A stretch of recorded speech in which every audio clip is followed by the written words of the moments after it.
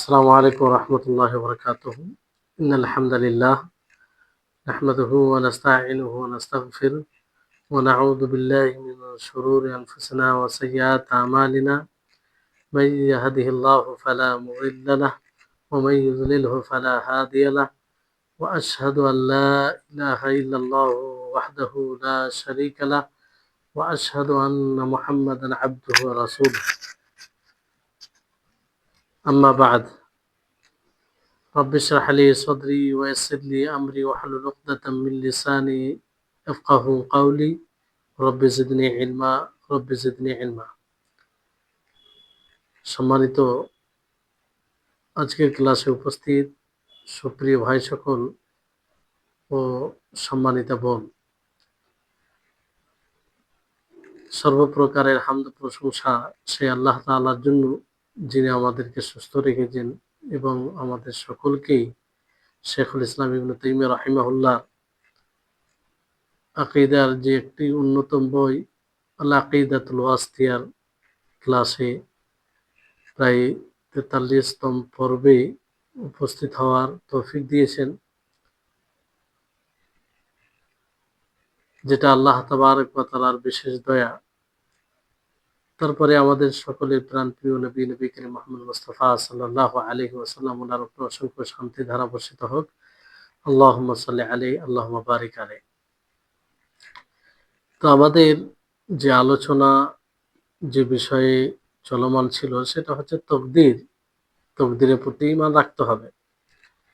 তো তকদিরের প্রতি ঈমান রাখতে গিয়ে তার কয়েকটি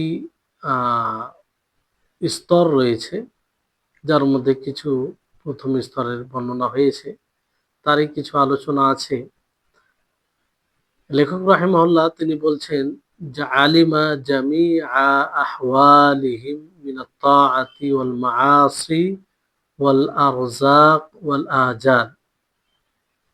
যে আল্লাহ তাবারক ওয়া তাআলা মাখলুকের সমস্ত অবস্থা থেকে অবগত, জ্ঞাত আছেন।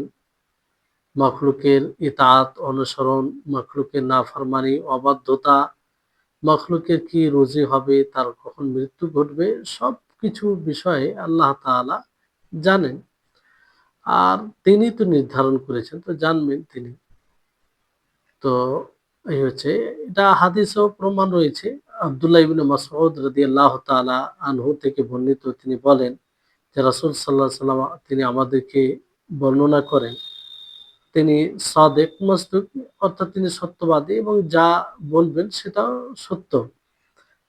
একটি হাদিসে তিনি পুরোপুরি বর্ণনা করেন যে তোমাদের মধ্যে কেউ তার সৃষ্টি করা হয় তার মায়ের গর্ভে, প্রথমে সে বীর্য আকারে থাকে, তারপরে নুতফা, তারপরে আলাকা, তারপরে মুজগা, এই করতে করতে তার সৃষ্টি পূর্ণ হয়।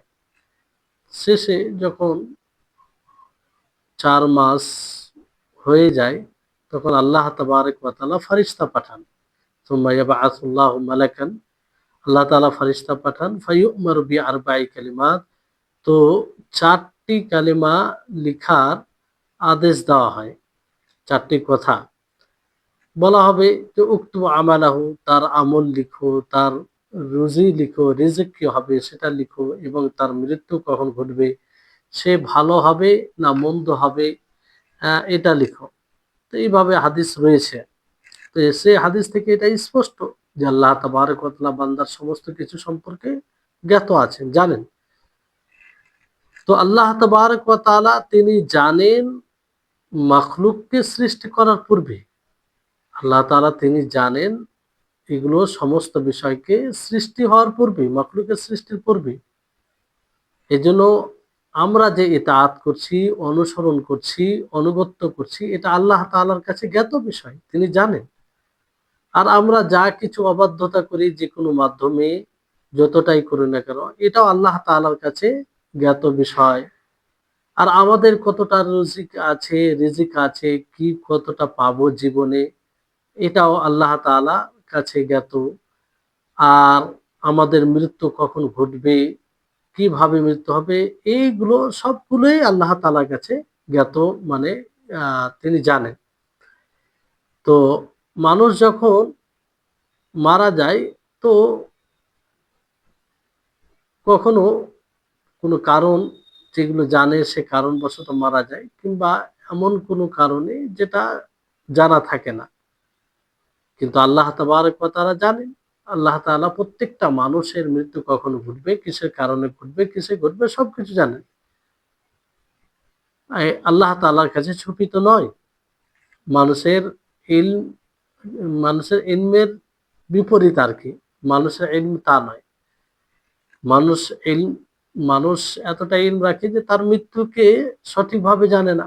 সে কোথায় মরণ হবে, তার কোথায় মৃত্যুবরণ করবে, কোন সময় মৃত্যুবরণ করবে, কি কারণে মৃত্যু ঘটবে, কোন অবস্থায় মৃত্যু হবে, কিছুই জানে না মানুষ। কিন্তু আল্লাহ তাবারক ওয়া তাআলা জানেন। এজন্য আল্লাহ তাআলার কাছে আমরা আমাদের যেন খাতেমা, সমাপ্তি, জীবনের সমাপ্তি খুব সুন্দরভাবে হয়, ভালোভাবে হয়, তাওহীদের উপরে হয়, এই দোয়া আল্লাহ তাআলার কাছে করব। তো এটা হচ্ছে প্রথম বিষয়, প্রথম স্টেপের তকদিরের প্রতি ঈমানের প্রথম বিষয় যে আল্লাহ তাআলা সমস্ত কিছু জানেন। আল্লাহ তাআলা সমস্ত কিছু জানেন। তারপরে লেখক রাহিমাহুল্লাহ তিনি বলেন যে সুম্মা কাতাবাল্লাহু ফিল লাওহিল মাহফুজি মাকাদিরাল খালক, যে আল্লাহ তাবারক ওয়া তাআলা লাওহে মাহফুজে মাখলুকের তাকদীরকে, মাকাদিরকে লিপিবদ্ধ করেছেন। এটা প্রথম ধাপের দ্বিতীয় বিষয়। প্রথম বিষয় কি বলা হলো, যে আল্লাহ তাআলা সবকিছু জানেন। আল্লাহর কাছে সবকিছু জ্ঞাত, কিছু ছুপিত নয়। দ্বিতীয় বিষয় হচ্ছে প্রথম ধাপের, যে আল্লাহ তাআলা লাওহে মাহফুজে মাখলুকের তকদীরকে, যা কিছু ঘটবে সেটা লিখে রেখেছেন।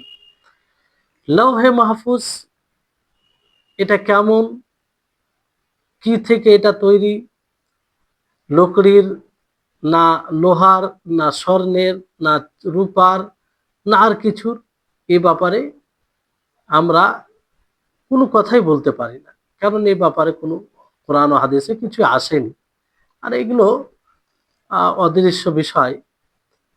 তো আল্লাহ তাআলা এই ব্যাপারে ভালো জানেন যে সেটা কিসে হবে। আমরা ঈমান আনবো এইভাবে যে লৌহ একটা রয়েছে, যাতে আল্লাহ তাআলা তাকদীর বলেন, এটা কিসের হবে আল্লাহু আলাম। লৌহে মাহফুজ, যাতে আল্লাহ তাআলা সমস্ত জিনিসের তকদীরকে লিখে রেখেছেন। তো এই ব্যাপারে আমাদের কোনো অধিকার নেই যে আমরা এর পিছনে পড়ে যাই, এটার ব্যাপারে সন্ধান করি যে লকড়িটা কিসের, কেমন করে লিখা হলো। তো কিতাব ও সুন্নাতে যেটা এসেছে তার উপরে ঈমান নিয়ে আসতে হবে, সেটাকে মেনে নিতে হবে। তো জরুরি হবে যে আমরা সেটার আকীদা রাখবো, আকীদা পোষণ করব, বিশ্বাস করব। এখানে লৌহে মাহফুজ বলা হয়েছে, মানে সংরক্ষিত। এটা একটা গুণ, এর দ্বারা গুণান্বিত করা হয়েছে যে লৌহ, সেটা মাহফুজ হবে, সংরক্ষিত হবে। সংরক্ষিত কি থেকে হবে? মখলুকের হাত থেকে সংরক্ষিত হবে। অর্থাৎ কোনো মখলুক দ্বারা তাতে স্পর্শ করা, কোনো হস্তক্ষেপ করা সম্ভব নয়। তাতে কিছু পরিবর্তন করা কোনো প্রকারে সম্ভব নয়। এটা একটা বিষয়, যে মাহফুজ বলতে এটা যে মখলুকের হাত থেকে সংরক্ষিত, অর্থাৎ মখলুক কোনোভাবেই সেটাতে হস্তক্ষেপ কিংবা পরিবর্তন করতে পারে না। কিংবা দ্বিতীয় এটা হতে পারে যে পরিবর্তন থেকে সংরক্ষিত, পরিবর্তন থেকে সংরক্ষিত। আল্লাহ তাবারক ওয়া তাআলা তিনি পরিবর্তন করবেন না, কারণ তিনি তার ইলম দ্বারা তিনি যেটা জানেন সেটাই লিখেছেন। এজন্য তিনি পরিবর্তন করবেন না, এটাও হতে পারে। তাহলে লৌহ মাহফুজ দুই অর্থে বলা হয়েছে, যে এক, মখলুকের হাত থেকে সংরক্ষিত, মখলুক তাতে কোনো হস্তক্ষেপ কোনোভাবে পরিবর্তন করতে পারবে না, কোনো জিনিসকে পরিবর্তন করতে পারবে না। আর দ্বিতীয় হচ্ছে যে সেটা পরিবর্তন থেকে সংরক্ষিত আমভাবে। পরিবর্তন থেকে সংরক্ষিত, অর্থাৎ আল্লাহ তাআলাও পরিবর্তন করবে না, কারণ আল্লাহ তাআলা তাতে যা লিখেছেন ইলমে যেটা জানেন ওটাই লিখেছেন। আর আল্লাহ তাআলার ইলম কখনো আহ, এরকম হবে না যে ভুল জিনিসকে জেনে নিয়েছে, নাউজুবিল্লাহ, এরকম কিছু আল্লাহর ক্ষেত্রে হবে না, কারণ তিনি ইলমে পরিপূর্ণ। এই জন্য শেখুল ইসলাম ইবনে তাইমিয়া রাহিমাহুল্লাহ তিনি বলেন যে লওহে মাহফুজে যেগুলো লেখা আছে তাতে কোনো সময় পরিবর্তন হবে না, আল্লাহ তাআলা পরিবর্তন করবে না, কারণ আল্লাহ তাআলা তিনি যে লিখেছেন তিনি তার ইলমে জ্ঞান যে জানেন তাই লিখেছেন, তো তাতে পরিবর্তনের কোনো পরিবেশ কোনো প্রশ্নই আসে না। পরিবর্তন কোথায় ঘটবে? লাওহে মাহফুজে পরিবর্তন ঘটবে না, কিন্তু ফারিস্তাদের হাতে যেগুলো কিতাব রয়েছে তাতে পরিবর্তন ঘটতে পারে, তাতে পরিবর্তন ঘটতে পারে, কিন্তু লওহে মাহফুজে কোনোভাবেই পরিবর্তন ঘটবে না। ফারিস্তাদের হাতে আগে আলোচনা আসবে যে তকদির ত্যাগ তো হচ্ছে লওহে মাহফুজে যেটা লিখে দেওয়া হয়েছে এটা, তারপরে বছরে প্রত্যেক দিন, হ্যাঁ, কিংবা আহ, মানুষের পুরো বয়সে লেখা হয়, আর এগুলো ফেরেশতাদের হাতে থাকে। তো এতে পরিবর্তন ঘটতে পারে, এতে পরিবর্তন ঘটতে পারে, কিন্তু লাওহে মাহফুজে যেটা আছে তাতে কোনোভাবে পরিবর্তন ঘটবে না। তো মাকাদির আল খালক, অর্থাৎ সমস্ত মাখলুকের তকদির নির্ধারিত, যে আহ, মানে এটা দলিলের বাহ্যিক হিসাবে মানুষ যা করে এবং প্রাণী, মানুষ ছাড়া আরো যে অন্য প্রাণী রয়েছে তারা যা করে সবকিছুই এর মধ্যে এর অন্তর্ভুক্ত, যে সবকিছু আল্লাহ তাআলা লিপিবদ্ধ করেছেন, সবকিছু আল্লাহ তাআলা লিপিবদ্ধ করেছেন। তো এই যে আল্লাহ তাআলা লিখেছেন মখলুকের তকদিরকে, তো এই লেখা কি আল্লাহ তাআলা বিশদভাবে বিস্তারিতভাবে লিখেছেন না সংক্ষিপ্তভাবে? যেমন কোরআনুল কারীম ধরুন, তো কোরআনুল কারীম লওহে মাহফুজে কি পুরোটাই লেখা আছে? কোরআনে কারীমের জয়টা আয়াত, জয়টা অক্ষর সবকিছু কি সেই লওহে মাহফুজে লেখা আছে যা নবী সাল্লাল্লাহু আলাইহি ওয়াসাল্লামের উপর নাজিল হয়েছে? না, শুধু এটা লেখা হয়েছে যে মুহাম্মদ সাল্লাল্লাহু আলাইহি ওয়াসাল্লামের উপরে এক কোরআন, এক নূর, এক হেদায়েত নাজিল হবে, যেটা মানুষের জন্য এটা যে নূর হেদায়েত এইভাবে লেখা আছে যে কোরআন নাজিল হবে। না, পুরো কোরআনটাই লওহে মাহফুজে লেখা আছে? এটা একটা প্রশ্ন জাগছে যে লওহে মাহফুজে যদি বলা যায় যে বিস্তারিত ভাবে তাতে লেখা আছে, তাহলে কোরআনের যতটা অক্ষর আছে, কোরআনের যতটা আয়াত আছে, যতটা সুর সবকিছু তাতে লেখা আছে, যদি এটা মনে করা হয়। আর যদি মনে করা হয় যে না, পুরো কোরআন লেখা নেই, তাহলে শুধু এই কথাটি থাকবে যে কোরআন নাজিল হবে শেষ জমানায় বা শেষ নবীর ওপরে। তো এখানে এই হচ্ছে দুটোই সম্ভাবনা রয়েছে, যদি আমরা বাহ্যিক যেগুলো নুসুস দলিল আছে সেই দলিলের দিকে যদি আমরা তাকাই, তাহলে বোঝা যায় যে পুরো কোরআনটাই বিস্তারিতভাবে বিশদভাবে লেখা আছে লওহে মাহফুজে। আর যদি আমরা দেখি এইভাবে যে আল্লাহ তাবারক ওয়া তাআলা কোরআন নিয়ে কথা বলেছেন যখন নাজিল করেছেন, তো লওহে মাহফুজে শুধু কোরআন নাজিল হবে এটা লেখা আছে। আর লওহে মাহফুজে কোরআন নাজিল হবে এটা লেখা থাকার মানে এটা নয় যে লওহে মাহফুজে পুরো কোরআনকে লেখা হয়েছে, পুরো কোরআনকে লেখা হয়েছে, এটা নয়। আল্লাহ তাবারক ওয়া তাআলা যেমন কোরআন সম্পর্কে বলেন ওয়া ইন্নাহু লাফি যুবুরিল আউয়ালিন, সেটা পূর্বেকার জুবুরে ধর্ম গ্রন্থে, পূর্বের ধর্মীয় গ্রন্থে আসমানি কিতাবে। তো এইখানে স্পষ্ট যে কোরআন তার পূর্বের কিতাবে নেই, তার যে আলোচনা করা হয়েছে আহ মানে ওয়াইন্নাহু লাফি যুবুরিল আউয়ালিন, এখানে কোরআনের কথা নেই। পূর্বের কিতাবের মধ্যে কোরআন এখানে নেই, কিন্তু অন্য আয়াতে আল্লাহ তাআলা স্পষ্টভাবে বলেন বাল হুয়া কুরআনুম মাজিদ ফি লাওহিম মাহফুজ, বরং ওই কোরআনের সম্মানিত কোরআন সেটা লৌহে মাহফুজে রয়েছে। তো মূল কথা হলো যে আল্লাহ তাবারক ওয়া তাআলা মাখলুকের সমস্ত কিছু নির্ধারণ করেছেন যেটা লৌহে মাহফুজে লেখা আছে, লিপিবদ্ধ আছে। আর এই লৌহে মাহফুজে কোনো প্রকারে কোনো জিনিসের পরিবর্তন ঘটবে না, যা কিছু লেখা আছে। কারণ এটা আল্লাহ তাআলা লৌহে মাহফুজে যা কিছু আছে লেখা আছে এটা আল্লাহ তাআলার হুকুমে লেখা হয়েছে। কিয়ামত পর্যন্ত যা কিছু ঘটবে তা সবকিছু লেখা আহ লেখা হয়েছে। এতে কোনো প্রকারে পরিবর্তন ঘটবে না। তো এই হচ্ছে বিষয়। তারপরে লেখক রাহিমাহুল্লাহ তিনি বলেন ফাআউয়াল মা খালাকাল্লাহুল কলম ক্বালা লাহু উকতুব ক্বালা মা আকতুবু ক্বালা উকতুবু মা হুয়া কাইনুন ইলা ইয়াউমিল কিয়ামা। যে লেখক রাহিমাহুল্লাহ শাইখুল ইসলাম ইবনে তাইমিয়া রাহিমাহুল্লাহ তিনি কি বলেন যে সবচেয়ে সর্বপ্রথম আল্লাহ তাআলা যাকে সৃষ্টি করেন সেটা কি কলম। কলমকে সৃষ্টি করার পরে আল্লাহ তাআলা তাকে উকতুব, লিখো তুমি। তো কলম প্রশ্ন করে যে মা আকতুবু, আমি কি লিখবো, আমি কি লিখবো। তখন আল্লাহ তাআলা কি হলো আল্লাহ তাআলা বলেন উকতুব মা হুয়া কাইনুন ইলা ইয়াউমিল কিয়ামা, যে কিয়ামত দিবস পর্যন্ত যা কিছু ঘটবে তা সব কিছু লিখে ফেলো। তো এখানে বিষয়টা হচ্ছে যে কলম একটা জড় বস্তু, তো সে কি করে কথা বলে, আল্লাহ তাআলা কলমকে বলেন আর কি করে লেখে। এর আর আল্লাহ তাআলা জড় বস্তুকে মুখাতাব কেন করলেন, সম্বোধন করলেন।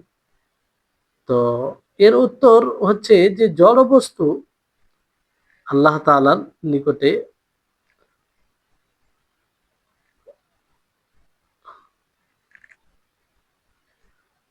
আল্লাহ তাআলার নিকটে জড় বস্তু কিছু নয়। আল্লাহ তাআলা যাকে বিবেক দিয়ে দিবে কিংবা বাকশক্তি দিয়ে দিবে সে বলতে পারবে। ফলে আল্লাহ তাআলার জন্য এটা মানে জড় বস্তু বলা যেতে পারে না। আল্লাহ তাআলা ইচ্ছা করলে যে কোনো জিনিসকে বাকশক্তি দিতে পারে। যেমন আল্লাহ তাআলা সূরা ফুssiলাতের 11 নম্বর আয়াতে বলেন সুম্মা ইস্তাওয়া ইলাস সামাই ওয়া হিয়া দুখান ফাকালা লাহা ওয়ালিল আরদি ইতিয়া তাওআন আও কারহা ক্বালাতা আতাইনা তাঈন। যে আসমানের দিকে সেই আসমানটা ধোঁয়া ধোঁয়া। তো আল্লাহ তাআলা আসমানকে জমিনকে বলে যে তোমরা ইচ্ছায় অনিচ্ছায় এসো। তো তারা আসমান ও জমিন কি বললো যে না আমরা অনুগত হয়ে এলাম। তো আল্লাহ তাবারক ওয়া তাআলা এখানে তো আসমান ও জমিনকে সম্বোধন করেছেন। হুম। তো আসমান জমিন তো কথা বলে না, কিন্তু আল্লাহ তাবারক ওয়া তাআলার নিকটে সবকিছু মানে আল্লাহ তাআলা তো বাক শক্তি দিলেই কথা বলতে পারে। কিংবা আমরা যাকে জড় বস্তু মনে করি কিছু কথা বলে না, হতে পারে সে এমন ভাবে বলে যেটা আল্লাহ তাআলা বুঝেন, আল্লাহ তাআলা জানেন, কারণ আল্লাহ তাআলা তো শক্তি দিয়েছে যা কিছু দেওয়ার। যেমন আল্লাহ তাআলা কি বলেন কুলনা ইয়া নারু কুনি বারদাও ওয়া সালাম আলা ইব্রাহিম।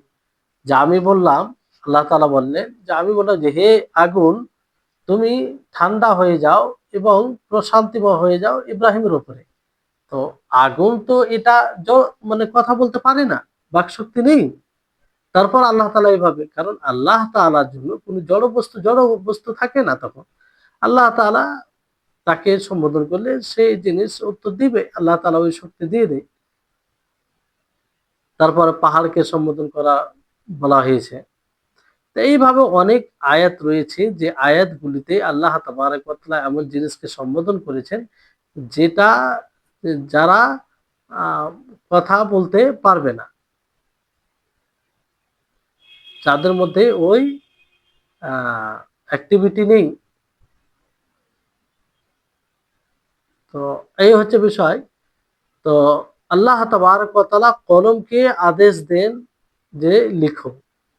কলম তখন লিখতে আরম্ভ করে, কিন্তু কলমের একটা পেরেশানি হয় যে আমি কি লিখব, কারণ তাকে তো শুধু লিখতে বলা হয়েছে। তখন সে কলম প্রশ্ন করে যে আইয়ু শাইইন আকতুবু, যে আমি কি লিখব? তো আল্লাহ তাআলা বলেন যে তুমি লিখো, কিয়ামত পর্যন্ত যা ঘটবে, কিয়ামত পর্যন্ত যা ঘটবে তুমি লিখো। তো এখানে দেখেন, লক্ষ্য করেন যে কলমের জ্ঞান কেমন, কিয়ামত পর্যন্ত কলম কলম কি করে জানলো যে কিয়ামত পর্যন্ত কি ঘটবে আর তা লিখে ফেলবে? মানে কলম কি করে, কলম তো জানে না। তো এইখানে আল্লাহ তাআলা আসলে হুকুম দিয়েছে যেটার বিপরীত কলম হোক আর যাকেই হোক, কিন্তু আল্লাহ তাআলা করতে পারে না। কারণ আল্লাহ তাআলা হুকুম দিলে মানে তাকে যেটার হুকুম আল্লাহ তাআলা দিয়েছে কিংবা দিবে, সেটার শক্তিও সে পেয়ে যাবে। জি। তো আশা করি আপনারা বুঝতে পারছেন। তো এখান থেকে আমরা বুঝতে পারলাম যে কলমকে ওই শক্তি, ওই জ্ঞান আল্লাহ তাআলা দিয়ে দিয়েছেন। ফলে সেই কলম লিখেছে। সমস্ত কিছু লিখেছে। তারপরে লেখক রাহিমাহুল্লাহ বলেন যে ফামা আসাবাল ইনসানা লাম ইয়াকুন লিইউখতিআহু ওয়া মা আখতা লাম ইয়াকুন লিইউসিবাহু। যে মানুষ যেটাই সঠিক করে সেটা ভুল করেনি এই জন্য সঠিক হলো তা নয়। আর মানুষ যেটা ভুল করে সেটা সঠিক করেনি এই জন্য ভুল হয় তা নয়। বলতে এখান থেকে উদ্দেশ্য এটা যে মানুষ যখন সঠিক করে তার সঠিক মুকদ্দারে ছিল। সে ভুল করেনি এই জন্য সঠিক হয়েছে তা নয়, মুকদ্দারে ছিল। আর যে ভুল করে এই কারণে ভুল করেনি যে সঠিক করেনি এই কারণে ভুল হয়েছে, না, তার ভুল করাটা মুকদ্দারে ছিল। এটার উপরে ঈমান এইভাবে আনতে হবে। মানুষ যেটাই সঠিক করে ভুল না করার কারণে নয়, বরং সঠিকটাই করা তার মুকদ্দারে ছিল।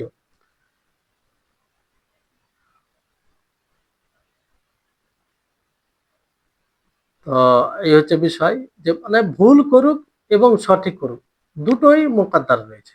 তো একজন যদি ভুল করে তার ব্যাপারে যদি এটা বলা হয় যে সে আসলে সঠিক করেনি এই জন্য ভুল হলো, যদি সঠিকটা করতো তো ভুল হতো না, না এরকম বিষয় না, আসলে তার মুকদ্দারে ছিল, এটা হয়েছে, হাজার চেষ্টা করলেও তার ভুলই হতো। কিন্তু অনুরূপভাবে তার বিপরীত যে যদি কেউ সঠিক করে তো সঠিকটা এই জন্য করলো না যে সে ভুল করেনি এই জন্য সঠিক হয়েছে, সে হাজার ভুল করার চেষ্টা করলেও সঠিকই হতো। এই হচ্ছে মানে এক কথাই যা কিছু ঘটে মুকাদ্দারে। কিন্তু এখানে একটা প্রশ্ন জাগছে যে সঠিকটা যদি সঠিকটা যদি থাকে তাহলে সঠিকটাই হবে, তাহলে আহ, মানুষ ভুলটা করলো, ভুলটা করে কেন? কিংবা মানুষ এত গুরুত্ব দিবে কেন? সঠিক বেঠিক এই ব্যাপারে বিবেচনা তো করবে কেন? যেহেতু যেটা আছে সেটাই হবে। কিন্তু এই বিষয়ে এর পূর্ব আলোচনাতে উত্তর দেওয়া হয়েছে যে দেখুন, তকদির একটা গোপনীয় বিষয়। আ মানুষ পূর্বে জানে না। আগামীতে কি ঘটবে সেটা জানে না। এজন্য ওই তকদিরের দোহাই দিয়ে কিছু করা যায় না। মানে মাসিয়াত গুনাহ করতে গিয়ে এটা বলা যায় না যে আমার তকদিরে ছিল তাই করেছি। জি, এটা বলা যাবে না। তারপরে লেখক রাহিমাহুল্লাহ বলেন জাফফাতিল আকলাম ওয়া তুবিয়াতিস সুহুফ, যে কলম শুকিয়ে গেছে এবং রেজিস্টার, সাহিফা এটা বন্ধ করে দেওয়া হয়েছে। তো আকলাম বলতে কলমের বহুবচন, মানে যে কলম দ্বারা আল্লাহ তাআলা মখলুকের মাকাদিরকে লিখিয়েছেন। আর সুহুফ এটা ইশারা যে আল্লাহ তাআলার মানে হুকুম এবং আ তার কথা অতবিয়ত সব যেখানে সবকিছু লেখা হয়। সহিহ মুসলিমে জাবির রাদিয়াল্লাহু তাআলা আনহু থেকে বর্ণিত, তিনি বলেন যে সুরাকা বিন মালিক বিন জুশম তিনি আসেন, আসার পরে বলে, ইয়া রাসূলুল্লাহ, হে আল্লাহ রাসূল, বাইয়িন লানা দীনানা কাআন্না খালাকানা, যে আপনি আমাদের জন্য আমাদের দিনকে বর্ণনা করুন, যেমনটা মনে হয় যে এখনই আমাদেরকে সৃষ্টি করা হয়েছে, আর আজকে আমল করতে হবে। তো সে প্রশ্ন করলো, আফিমা জাফাত বিহিল আকলাম ওয়া জারাত বিহিল মাকাদির, এতে কি কলম শুকিয়ে গেছে আর তকদির চলমান রয়েছে? মানে বলতে এটা চাইছে যে আমাদের জন্য স্পষ্ট করুন আমাদের দিনকে, যেন আমাদেরকে এখনই সৃষ্টি করা হয়েছে। আর আমল, তো এই আমল এগুলো সব কি মানে লেখা হয়েছে আর কলম শুকিয়ে গেছে, এতে আর কোনো পরিবর্তন ঘটবে না ভবিষ্যৎ? তখন আহ বলা হলো হাদিসে যে না, বাল ফিমা জাফাত বিহিল কাল আকলাম ওয়া জারাত বিহিল মাকাদির, যে কলম শুকিয়ে গেছে এবং তকদির যেটা ছিল সেটা চলমান। তো তখন জিজ্ঞাসা করা হচ্ছে যে কেন আমল করব? তাহলে কেন আমল করব যে আল্লাহ আল্লাহ নবীর ভাষ্য অনুযায়ী যে সবকিছু লেখা আছে, সবকিছু লেখা আছে, তো যে যা লেখা আছে তাই হবে আমাদের ভাগ্যে, তো আমরা কেন আমল করব তাহলে? তখন আল্লাহ নবী কি বললেন? আমল করতে নিষেধ করলেন না, তিনি বলেন আমালু, তুমি আমল করো, তোমরা আমল করো, ফাকুল্লু মুয়াসসার, তুমি যার জন্য সৃষ্টি করা করা হয়েছে তোমাকে, যেদিকে ধাবিত সেটা তোমার জন্য সহজ করে দেওয়া হবে। তো তকদিরের উপরে একদম ভরসা করা যাবে না, যে তকদিরে আছে, যেটা আছে সেটাই তো হবে, এই জন্য আমল করা কি দরকার? তাহলে এটা ঠিক হবে না। কারণ যে দুনিয়াবী বিষয়ে তো আমরা এটা বলি না, পার্থিব বিষয়ে এটা আমরা বলি না যে আমার তকদিরে আছে, তো চেষ্টা করে কি লাভ? ব্যবসা করতে গেলে কত রকম প্ল্যানিং করা হয়, ছক করা হয়, পরামর্শ করা হয়। তো ওই ক্ষেত্রে তো বলা হয় না যে আমার ভাগ্যে যেটা আছে হবে, এত পরিশ্রম করা কি দরকার, তখন বলা হয় না। কিন্তু দিনই ক্ষেত্রে এইভাবে বলা মানে একটা বিবেক বিরোধী কাজ, শরীর বিরোধী কাজ, তো সেটা আছেই বটে। তো যেমন আল্লাহ তাবারক ওয়া তাআলা বলেন যে আলাম তা'লাম আন্নাল্লাহা ইয়া'লামু মা ফিস সামাই ওয়াল আরদ,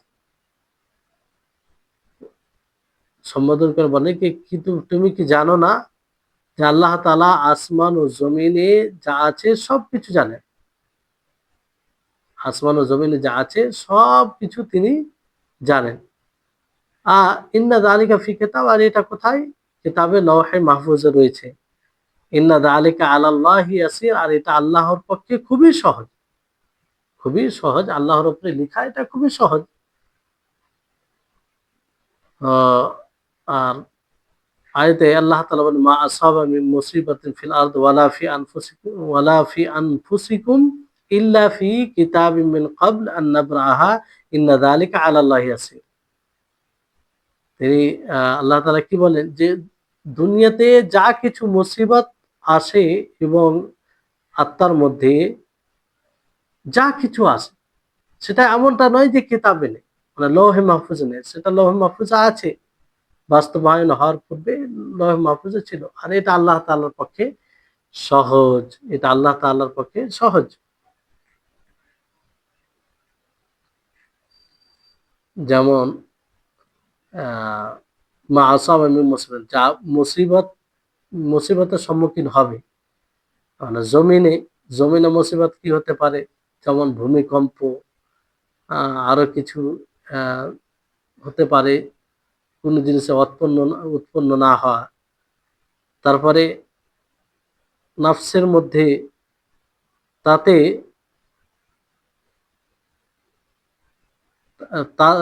নাফসের দিক দিয়ে মুসিবত কিছু রয়েছে, যেমন অসুস্থতা, মানে ধ্বংসাত্মক কোনো রোগ।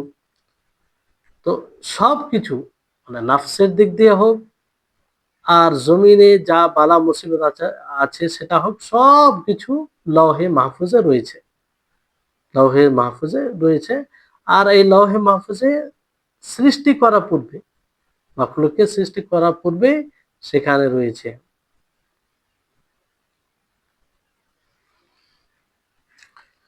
সহিহ মুসলিমে একটি রিওয়ায়াত রয়েছে আব্দুল্লাহ ইবনে আমর রাদিয়াল্লাহু তাআলা আনহুমা থেকে। তিনি বলেন যে রাসূল সাল্লাল্লাহু আলাইহি ওয়াসাল্লাম বলেছেন, কাতাবাল্লাহু মাকাদির আল খালায়েক ক্বাবলা আন ইয়াখলুকাস সামাওয়াতি ওয়াল আরদ বি 50,000 সানা ক্বাল ওয়া কানা আরশুহু আলাল মা। যে আল্লাহ তাবারক ওয়া তাআলা মাখলুকের সমস্ত তকদিরকে লিপিবদ্ধ করেছেন। আসমান ও জমিন, আসমান ও জমিনকে 50,000 আসমান ও জমিন 50,000 বছর পূর্বে, সৃষ্টির পূর্বে, আসমান ও জমিন সৃষ্টির 50,000 বছর পূর্বে আল্লাহ তাআলা মাখলুকের তকদিরকে লিপিবদ্ধ করে দিয়েছেন। 50,000 বছর, জি। আর ওই সময় আল্লাহ তাবারক ওয়া তাআলা আরশ পানির উপরে ছিল, আরশ পানির উপরে ছিল। তো এখান থেকে স্পষ্ট হয় যে আল্লাহ তাবারক ওয়া তাআলা সবকিছু নির্ধারণ বলতে লিপিবদ্ধ করে রেখেছেন, কারণ আল্লাহ তাআলা জানেন সবকিছু। তারপরে লেখক রাহিমাহুল্লাহ তিনি বলেন, ওয়া হাযা তাকদীরু তাবিউ লিইলমিহি সুবহানাহু ইয়াকুনু ফি মাওয়াদি'a জুমলাতাও ওয়া তাফসীরা। যে এই যে তকদির, এটা যতগুলো তকদির রয়েছে, মাখলুক যা কিছু করছে, ঘটছে, সবগুলোই আল্লাহ সুবহানাহু তাআলার ইলমের অধীনে, তার ইলমের বাইরে নয়। সেটা বিশদভাবে হোক আর সংক্ষিপ্তভাবে হোক, সবগুলোই ইলমের অধীনে। লৌহে মাহফুজের জায়গা ছাড়া, যেমন ফি মাওয়াদি'a জুমলাতাও ওয়া তাফসীলা, মানে যা কিছু, এক কথায় লৌহে মাহফুজ হোক এবং পরবর্তী সময়ে যেগুলো লেখা হয়েছে কিতাবাত, ধাপে ধাপে সেগুলো আলোচনা আসবে, সব কিছুই আল্লাহ তাবারক ওয়া তাআলার ইলমের তাবে, ইলমের অধীন, আল্লাহ তাআলার ইলম থেকে বাইরে নয়। তারপরে লেখক রাহিমাহুল্লাহ বর্ণনা করেন, ফাকাদ কাতাবা ফিল লাওহিল মাহফুজ মা শা। লাওহে মাহফুজে লেখা হয়েছে মা শা, जो चाहे। তো তারপর বলা হচ্ছে ওয়াইদা খালাকা জাসাদাল জানিন, যখন জানিনের শরীরকে আল্লাহ তাআলা সৃষ্টি করেন, কাবলা নাফখির রূহ ফি, মানে রূহ ফুকার আগে, তো আল্লাহ তাআলা ফারিস্তাকে পাঠান। আর 4টি বাক্যের আদেশ দেওয়া হয়, 4টি কথা বলা হয় যে তার রুজিকে লেখো, আর তার মৃত্যু, তার আমল, এবং সে ভালো হবে না মন্দ। এখানে প্রথম যে বিষয় হচ্ছে যে লৌহে মাহফুজে লেখা হয়েছে, তো লৌহে মাহফুজ তো এটার ব্যাপার আলোচনা হলো। দ্বিতীয় হচ্ছে যে বাচ্চার মায়ের গর্ভে যে 4 মাস যখন হয় তখন লেখা হয়, 4 মাস যখন হয় তখন এটা লেখা হয়। তো 4 মাস যখন লেখা হয়, যেটা লেখা হয় সেটাকে আল কিতাবা আল উমরিয়া বলা হয়।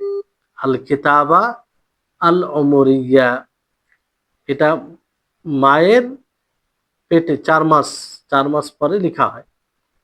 মানে তার বয়সে যা কিছু ঘটবে, যেমন তার বয়স কত হবে, সে রুজি কি পাবে, রিজক বলতে যা কিছু সে পাবে।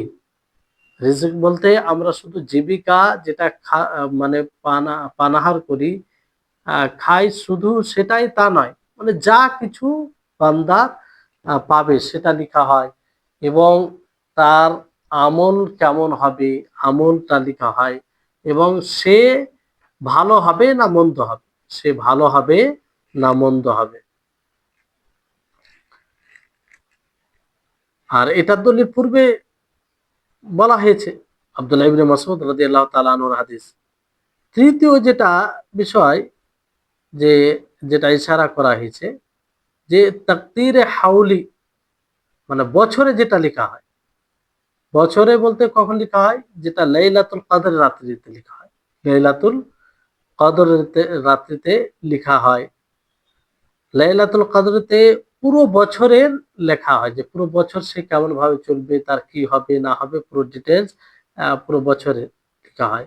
এই জন্য আল্লাহ তাবারক ওয়া তাআলা কি বলেন, ফিহা ইউফরাকু কুল্লু আমরিন হাকিমিন আমরাম মিন ইনদিনা ইন্না কুন্না মুরসিলিন, যে সেই সে রাতে প্রত্যেকটা বিষয় আহ, হুকুম সিদ্ধান্ত নেওয়া হয়, যেটা আল্লাহর পক্ষ থেকে।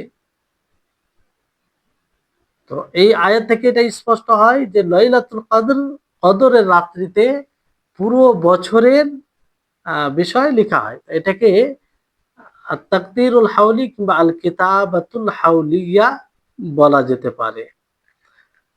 জি, তো এই ক্ষেত্রে লেখক রাহিমাহুল্লাহ তারপরে বলছেন যে তকদির এর অস্বীকার যারা কাদেরিয়া, পুরাতন কাদেরিয়া, তারা করেছে, আর আজকেও করে, কিন্তু কম। তকদির ইল কিতাবা মানে আগে আল্লাহ তাআলা জানা, তারপরে লিখা। আহ, তারা বলে, কাদরিয়া গোলা তারা কি বলে, যে আল্লাহ তাআলা বান্দার বান্দার আফআলকে, বান্দার কর্মকে জানেন না, মানে তার হওয়ার পূর্বে। অর্থাৎ তারা আকীদা রাখে, এটা এটা ধারণা রাখে যে আল্লাহ তাবারক ওয়া তাআলার বান্দার কর্ম সম্পর্কে জ্ঞান রাখে না হওয়ার পূর্বে, বরং হওয়ার পরে জানতে পারে, হওয়ার পরে জানতে পারে, তাদের ধারণা। এই জন্য লিখা নেই তাদের আমল, যেহেতু আল্লাহ তাআলা, তাদের ধারণা অনুযায়ী আল্লাহ তাআলা জানে না, হবে তারপর জানতে পারবে। তো এটা কত ভয়ঙ্কর একটা আকীদা। আর বলা হচ্ছে যে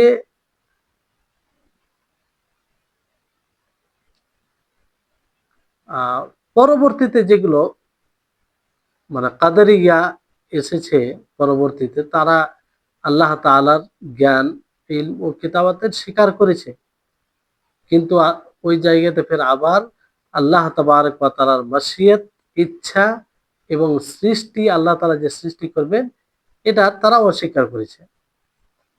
এটা কার জন্য, মানে মাখলুকের আফআলের দিক দিয়ে, মাখলুকের কর্মের দিক দিয়ে। আর আল্লাহ তাবারক ওয়া তাআলার কর্ম, তো এতে তো কেউ অস্বীকার করে না, যে জানে, সে তো অস্বীকার করে না যে আল্লাহ তাআলার কর্ম আল্লাহ তাআলা তো জানেন। আল্লাহ তাআলা বান্দার কর্ম বান্দার করার আগে জানেন, এটা তারা বলে। তো যাই হোক, এরা আল্লাহ তাবারক ওয়া তাআলার ইলমের নাফি অস্বীকার করেছে, যে আল্লাহ তাআলা সমস্ত বান্দার সমস্ত বান্দাদের আফআল থেকে অবগত নয়, তারা এটা বলেছে।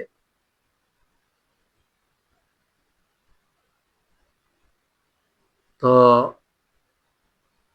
এই ধরনের লোক রয়েছে, এজন্য তারা আল্লাহ তাআলার কথাকে মিথ্যা প্রতিপন্ন মনে করে। আল্লাহ তাআলা কি বলেন, আল্লাহু বিকুল্লি শাইইন আলিম, যে তিনি প্রত্যেকটা জিনিসকে জানেন। আর এইভাবে অনেক আয়াত রয়েছে, অনেক আয়াত রয়েছে।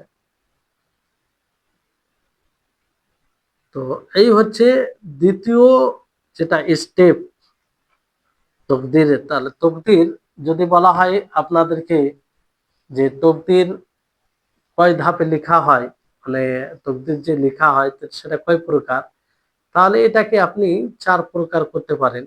একটা হচ্ছে আত-তাকদীরুল আযালি, মানে চিরন্তন যেটা লেখা লৌহে মাহফুজে, ওটা একটা। আর একটা হচ্ছে আল কিতাবাতুল উমরিয়া বা তাকদীরুল উমরি, আর সেটা মায়ের গর্ভে যখন 4 মাস হয়ে যায় তখন লেখা হয়। আর একটা হচ্ছে আত-তাকদীরুল হাওলি কিংবা আল কিতাবাতুল হাওলিয়া, বছরে, প্রত্যেক বছরের লাইলাতুল কদরের রাত্রিতে লেখা হয় তার সৌভাগ্যে কি আছে, সে নেক হবে না ভালো হবে, লেখা হয়। আর তারপরে দৈনন্দিন একটা ওইটাও রয়েছে, কুল্লা ইয়ামিন হুয়া ফিশান।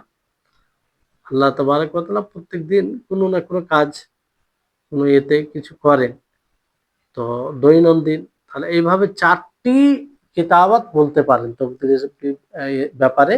একটা হচ্ছে আল কিতাবাতুল আজলিয়া, আল কিতাবাতুল হাউলিয়া, আল কিতাবাতুল আল কিতাবাতুল অমরিয়া, আল কিতাবাতুল হাউলিয়া, আল কিতাবাতুল ইয়াউমিয়া। জি।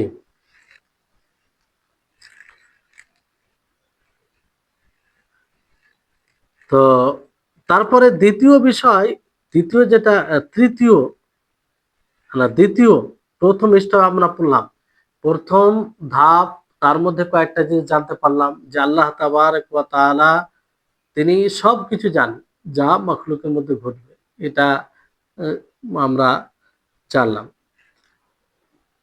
তারপরে তার মধ্যে কয়েকটি বিষয় রয়েছে, এগুলো ভালো করে মনে রাখবেন।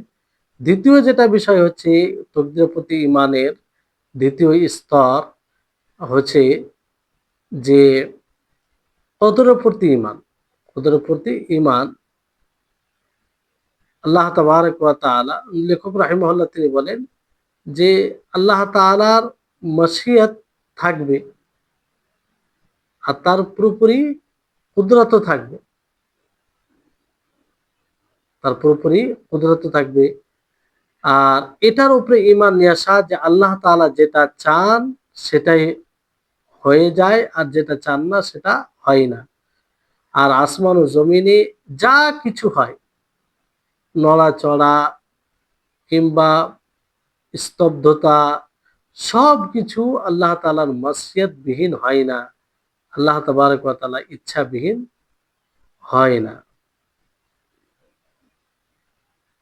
তাহলে এটা একটাই, মানে দ্বিতীয় স্তর কি, যে আল্লাহ তাআলার ইচ্ছা, আল্লাহ তাআলার ইচ্ছা ছাড়া কোনো কিছুই ঘটে না।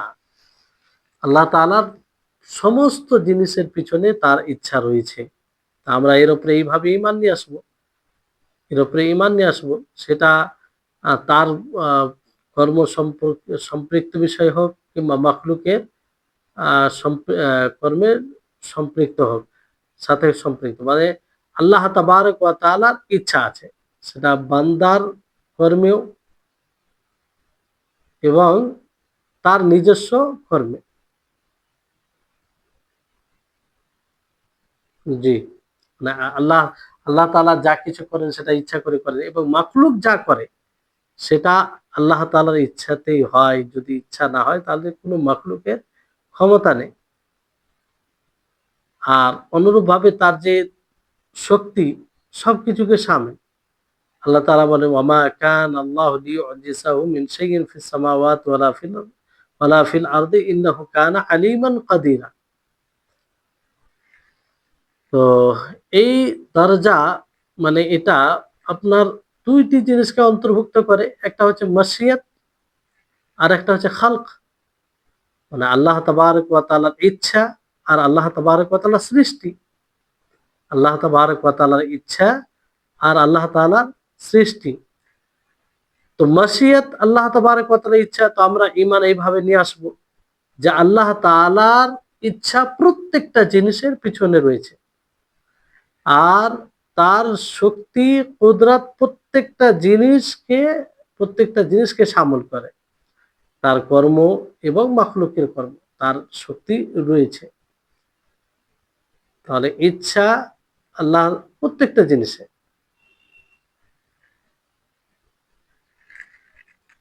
সবকিছুর পিছনে রয়েছে, সেটা বান্দার কর্ম হোক অথবা তার কর্ম হোক, মাখলুকের কর্ম এটা অন্তর্ভুক্ত। কারণ মাখলুক যত রয়েছে, যতগুলো মাখলুক রয়েছে, এটা তো আল্লাহ তাবারক ওয়া তাআলার মিলকিয়াতের মধ্যে। আহ, মানে আল্লাহ তাআলা না চাইলে মানে মাখলুকও তার মিলকিয়াতের মধ্যে, তার রাজত্বের মধ্যে। আর তার রাজত্বে তিনি যেটা চাইবেন না সেটা কখনো হবে না, তিনি যেটা চাইবেন সেটাই হবে। আর এর দলিল অনেক আছে, যেমন আল্লাহ তাবারক ওয়া তাআলা বলেন ফালাউ শাআ লাহাদাকুম আজমাইন, যদি তিনি চাইতেন তাহলে তোমাদের সকলকে তিনি হেদায়েত দিতেন। ওয়ালাউ শাআ রাব্বুকা লাজাআলান নাস উম্মাতান ওয়াহিদা, যে যদি তোমার রব চাইতো তাহলে সমস্ত মানুষ একটি উম্মত হয়ে যেত, আল্লাহ তাআলা চাইলে। এখানে যেটা বোঝাতে চাইছে যা চাওয়া। তারপরে বলা হচ্ছে যে আল্লাহ তাআলার বাণী ওয়ালাউ শাআ আল্লাহু মাক্তাতাল্লাযীনা মিন বাদি মা জাআতহুমুল বায়িনাত ওয়ালাকিন ইখতালাফু ফামিনহুম মান আমানা ওয়া মিনহুম মান কাফারা ওয়ালাউ শাআ আল্লাহু মাক্তাতাল। এই আয়াতে তাই বলা হয়েছে যে আল্লাহ তাআলার ইচ্ছা না থাকলে কেউ কিতাল করতে পারবে না। তো এই সমস্ত আয়াত এই বিষয়ের উপরে প্রতীয়মান যে বান্দার যেগুলো আফআল কর্ম সেটা আল্লাহ তাবারক ওয়া তাআলার মাশিয়াতের সাথেই সম্পৃক্ত। আল্লাহ তাআলা মাশিয়াত ছাড়া কোনো বান্দার আমলও ঘটে না। আল্লাহ তাআলা কি বলেন ওয়া মা তাশাউনা ইল্লা আইয়াশা আল্লাহ, যে আল্লাহ তাআলা যেটা চান সেটাই হয়। তিনি ছুটে গেলেন, মানে আল্লাহ তাআলা যেটা চাইবেন সেটাই হবে, তার চাওয়া ছাড়া কিছুই হবে না। তো সমস্ত কিছু তার চাওয়ার সাথে মানে ইচ্ছার সাথে সম্পৃক্ত। বান্দার ইচ্ছা এটাও আল্লাহ তাবারক ওয়া তাআলার ইচ্ছার অন্তর্ভুক্ত এবং তার অধীনে। কোনো বান্দা ইচ্ছা তখনই করতে পারবে যখন আল্লাহ তাআলা চাইবেন যে সে ইচ্ছা করুক, যখন আল্লাহ তাআলা চাইবেন যে সে ইচ্ছা করুক। তারপরে লেখক রাহিমাহুল্লাহ তিনি বলেন যে লা ইয়াকুনু ফি মুলকিহি মা লা ইউরিদ, যে তার রাজত্বে এমন কিছু হবে না যেটা তিনি চান না। মানে আল্লাহ তাআলা তিনি যেটা চাইবেন চান না সেটা হবে না তার কায়নাতে, আহ তার রাজত্বে এটা হবে না।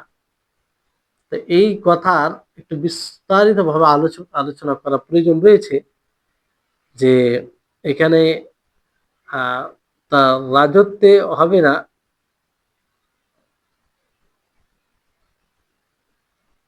তার রাজত্বে এমন কোনো জিনিস হবে না যেটা ইরাদা কাউনিয়া, সৃষ্টিগত ইচ্ছা, সৃষ্টিগত ইচ্ছা এটা তার ইচ্ছা ব্যতীত কেউ করতে পারবে না, আল্লাহ তাবারক ওয়া তাআলার ইচ্ছা ব্যতীত। কিন্তু তার বিপরীতে ইরাদা শারঈয়া যেটা বলা হয় এটা তার রাজত্ব হয়, অথচ আল্লাহ তাআলা চায় না। অথচ মানে যে চায় না, মানে এখানে বিষয়টা হচ্ছে যে মানে এরাদা কাউনিয়া ইরাদা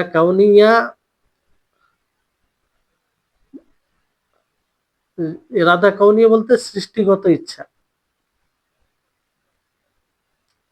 আর ইরাদা শারঈয়া বলতে শরীয়ত সম্মত ইচ্ছা। তো যাই হোক, এটার একটু বিস্তারিত আলোচনা আছে ইনশাআল্লাহ, এটা আগামী ক্লাসে আলোচনা করব, কারণ কথা অসম্পূর্ণ হয়ে থেকে যাবে। তো আগামী ক্লাসে এটা মানে ইরাদা নিয়ে বিশদভাবে আলোচনা হবে, কারণ এই বিষয়টি একটু বুঝতে গেলে অনেক বিষয় সহজে বোঝা যাবে।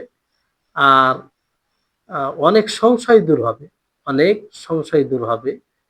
কারণ এইসব বিষয়গুলো একটু যদি আভাস পান, ভালো করে না বুঝেন, তাহলে আরো সংশয় পড়ে যাবেন। তো ইনশাআল্লাহ আগামী ক্লাসে এটা নিয়ে আলোচনা হবে।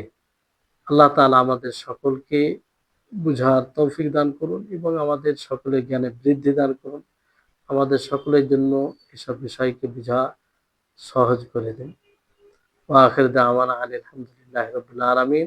আসসালামু আলাইকুম ওয়া রাহমাতুল্লাহি ওয়া বারাকাতুহু।